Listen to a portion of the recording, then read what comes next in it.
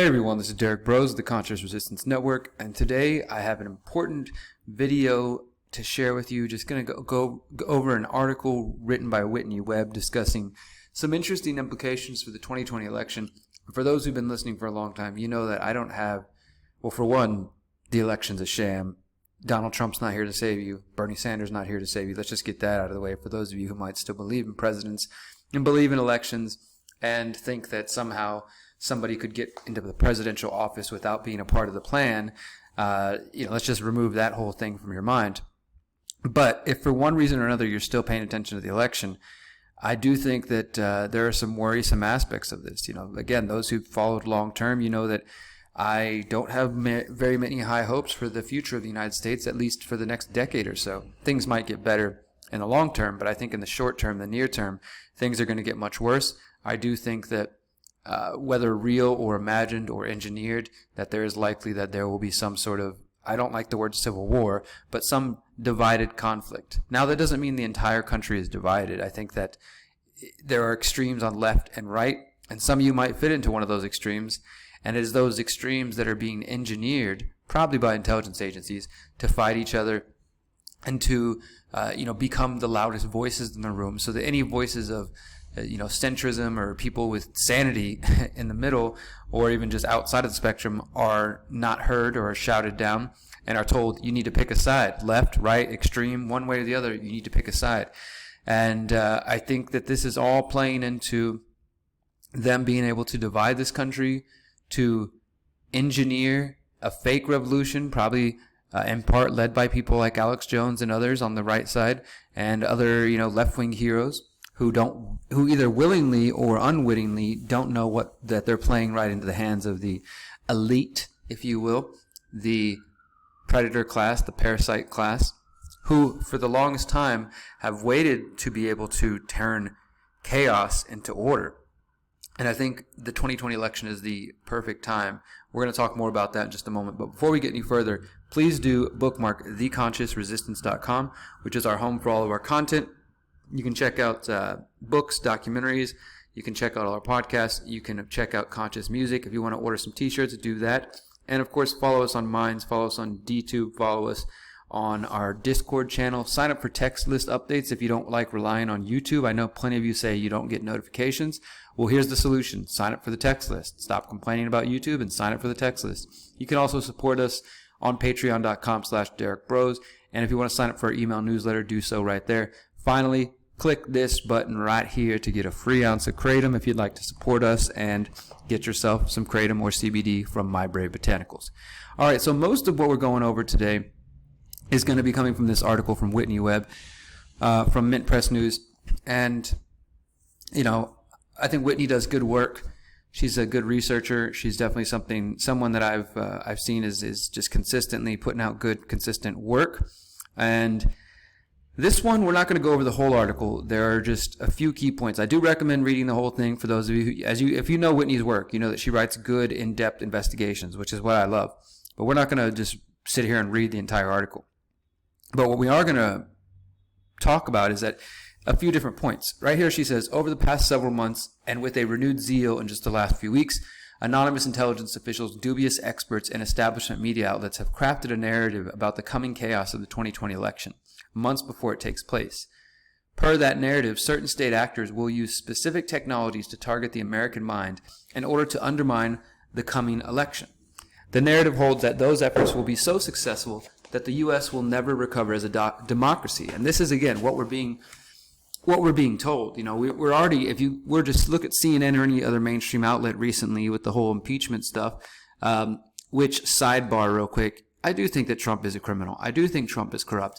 I do think Trump maybe should be impeached for a number of different things. Probably not for the things that they're trying to impeach him for, but it is also disgusting and disturbing to hear the Democrats all of a sudden talk about Constitution when these are the same people that were quiet when Obama was drone bombing 16-year-old kids, American citizens, and expanding the wars and all those things, right? So it's just a bunch of hypocrites.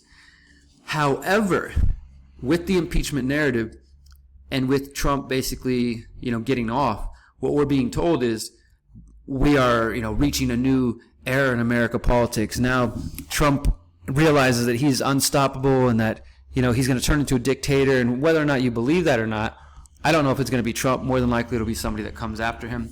The point is being made that we have hit some new space in American politics and that there's no going back. And that's part of this narrative that Whitney is talking about. Though these anonymous government sources and their stenographers have already named the countries who will be responsible and the technologies they will use, they also admit that no evidence exists. So in addition to saying that Trump, is changing American politics and, he's going to be a dictator and he's not going to leave office and all these kind of things, we're also being told that China, Russia, North Korea, or Iran are already trying to, infect American elections and flip the votes and hack the elections. So the scenario that I'm seeing come into view is that no matter who loses in the great charade, because look, it's a charade. Trump's part of the charade. He's the literal Trump card that broke apart much of the truther movement, the liberty movement, and had a bunch of people fall for him and think he's going to be their hero for some stupid reason. But he is the Trump card, and no matter who wins or loses in the soap opera of America, somebody's going to be upset. And as I said, those extremes of left and right, people are basically at the point where they don't want to accept the outcome. So if Trump loses, his people are going to say, no, the Democrats, they rigged this, they rigged this against him. It's the deep state trying to take him down. And honestly, maybe Trump wouldn't leave. And some of you crazy Trump supporters might willingly go to battle because you think he's being taken down by the deep state. Vice versa, if Trump does win, the other side is going to immediately claim that, it was with the help of the Russians or somebody else, and they probably will refuse to accept it, and there's going to be another 4 years of them trying to take him down through court battles or maybe impeach him again and just all kinds of stuff, right? My point is, whether it happens during the 2020 election or in the 4 years after the 2020 election, no matter who wins, I do not have much hope for the United States. I think we are about to enter one of the most dangerous times in American politics in recent history. And, when you put this into view of the smart grid, the 5G, Internet of Things, social credit, all the things that are coming into fruition, it's going to be much, much easier to corral the people and to control them and to manipulate them and to eventually clamp down on them and to, completely take control of American life. Because let me just tell you this, you idiots out there who think that civil war is some kind of good idea. The people in power want a civil war. They want us divided so they can have the excuse to finally put into action all the plans that they've had over the years, including the National Defense Authorization Act, all the different things like the MIAC report that we've heard over the years of them wanting to go after patriots or wanting to go after people who talk about the Federal Reserve and stuff like this. They want there to be a civil war so they can have an excuse to bring out all this militarized equipment and have the cops come roll out all their crazy stuff. But let's continue. Whitney says headlines such as hackers are coming for the 2020 election and we're not ready. Basically every U.S. national security leader is warning about foreign interference. And U.S. intel agencies, Russia and China are plotting to interfere, have been increasingly common despite no evidence, and as have warnings that the American public is defenseless against the old scourge of fake news and deep fakes. So what she's saying here is like they're already prepping us. They're already telling us that there's going to be hacking of the election.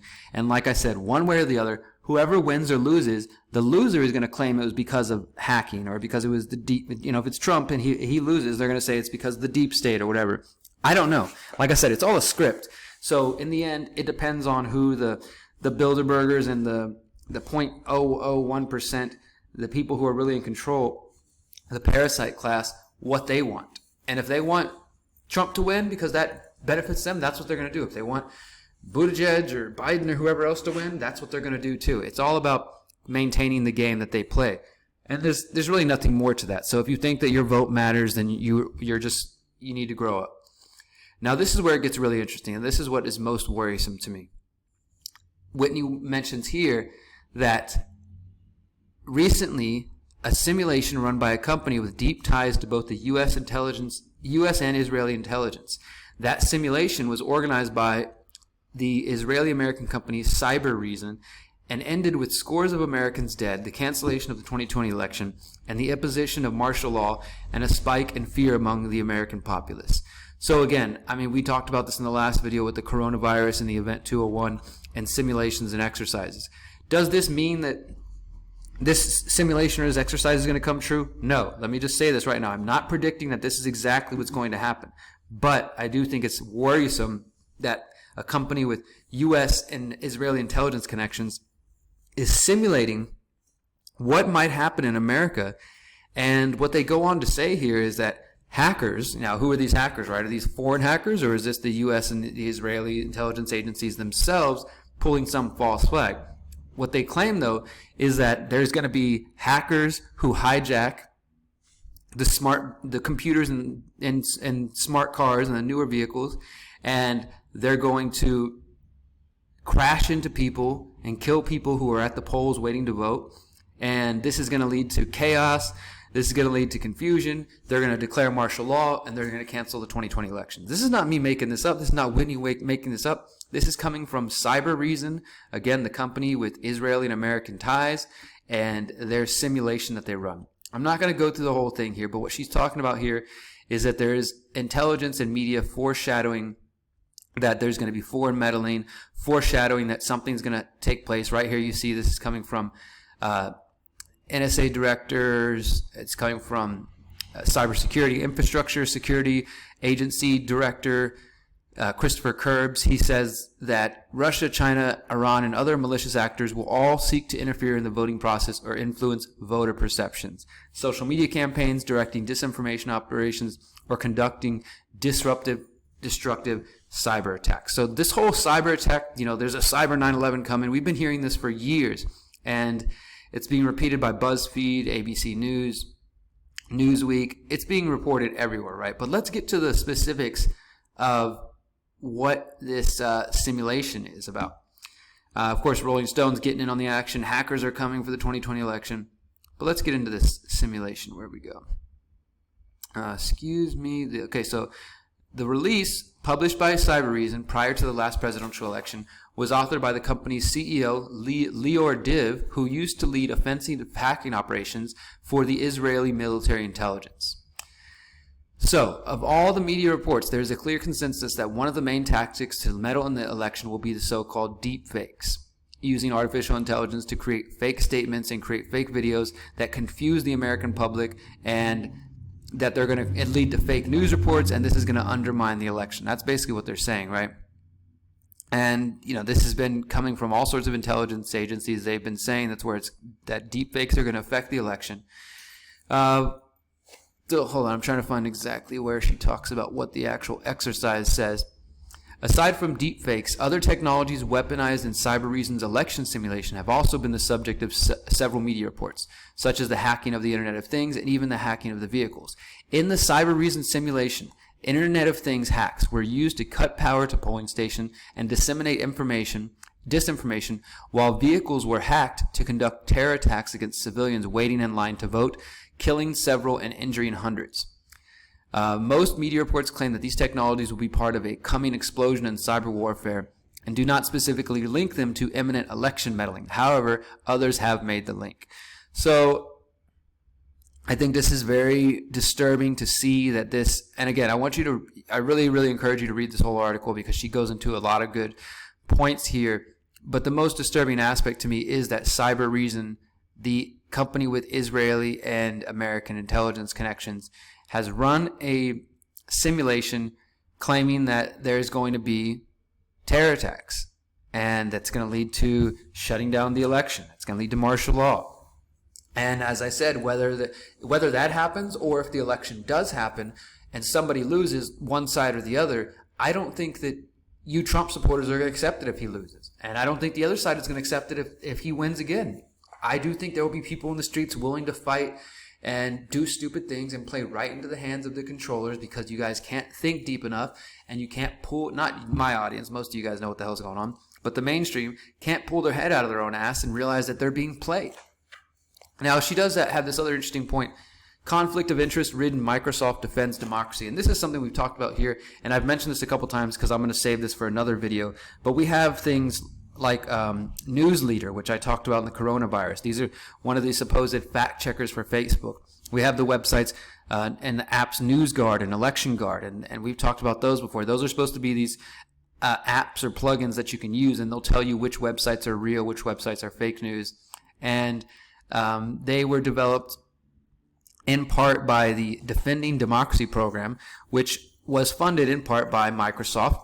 Microsoft Election Guard is another one, Election Guard, NewsGuard. So I really do recommend you reading this, because she goes into, and it's not really relevant to this video, but she goes into showing how Microsoft is connected to these same companies that they're telling us are, they can determine what fake news is and what real news is. And they're also connected to some interesting characters. And of course, she brings it back to Cybereason. And again, this is the most important part. Cybereason ran a 2020 doomsday election simulation that has close ties to the intelligence connections. And according to Cybereason, that this is going to lead to hacking. It's going to lead to deaths. It's going to lead to shutting down the election. And you need to know who Cybereason is. You need to see who they're connected to. You need to understand this. I don't like to just sit here and read articles, just scroll down and read them. I'm trying to hit the main points, but I do recommend that you read this article, because Cybereason is now claiming that Iran is trying to prepare for geopolitical conflict, that Iran is trying to hack us. Microsoft is claiming that foreign hackers are getting ready to meddle in the election. They're setting the stage, guys. One way or the other, they're going to tell us that the election, either if it does happen, they're going to say that it was illegitimate. Maybe both sides, or the losing side, will say it's illegitimate because of hacking. If it doesn't happen, there's a potential that this Cybereason simulation might come to reality, and that we see terror attacks in the form of hacking of the smart grid, hacking of smart vehicles and things of that sort.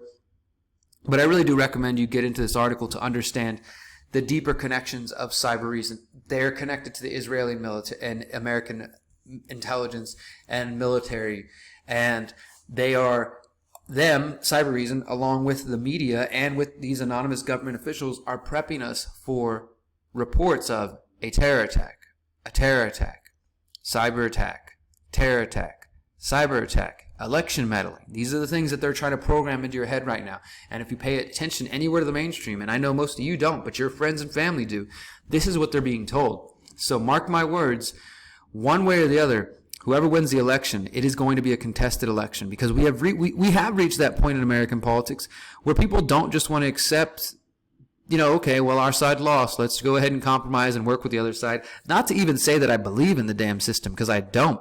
But that used to be the way things were. People would lose and you just compromise. Okay, well, our side lost. We're going to go ahead and work with the Democrats or work with the Republicans. And at the same time, I do want to bring a little bit of sanity to this.